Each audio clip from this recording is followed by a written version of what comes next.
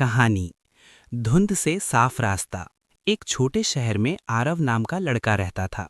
आरव के पास बहुत सपने थे। वो सफल होना चाहता था, पैसे कमाना चाहता था, लोगों की मदद करना चाहता था। लेकिन एक समस्या थी, उसके मन में हमेशा कन्फ्यूजन रहता था। कभी सोचता यूट्यूब शुरू करूं, कभी सोचता बिजनेस करूं, कभी नई स्किल सीखने लगता, लेकिन कुछ दिन बाद ही सब छोड़ देता। एक दिन वो बहुत परेशान होकर अपने शहर के एक बुजुर्ग और समझदार इंसान विवेक जी के पास गया। आरव ने पूछा, सर, मेरे दिमाग में हमेशा कन्फ्यूजन रहता है। मुझे समझ ही नहीं आता कि सही रास्ता कौन सा है। मैं क्या करूं? विवेक जी मुस्कुराए और बोले, बेटा, कन्फ्यूजन धुंध की तरह होता है। जब तक तुम चलना शुरू नहीं करते, रास्ता साफ नहीं दिखता। आरव को बात समझ नहीं आई। विवेक जी ने उसे एक छोटा सा प्रयोग करने को कहा।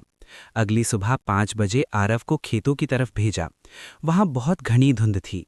आरव को आगे कुछ भी साफ नहीं दिख रहा था। वो डर गया और वापस जाने लगा। तभी विवेक जी की आवाज आई, बस 10 कदम आगे बढ़ो। आरव ने हिम्मत करके 10 कदम आगे बढ़ाए। अब उसे अगले 10 कदम का रास्ता दिखने लगा।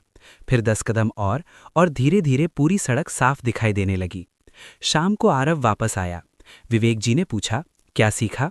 आरव बोला, सर, रास्ता पूरा पहले से साफ नहीं था, लेकिन जैसे जैसे मैं आगे बढ़ता गया, रास्ता दिखता गया। विवेक जी बोले, यही कन्फ्यूजन का इलाज है। फिर उन्होंने आरव को 3 नियम बताए। 1.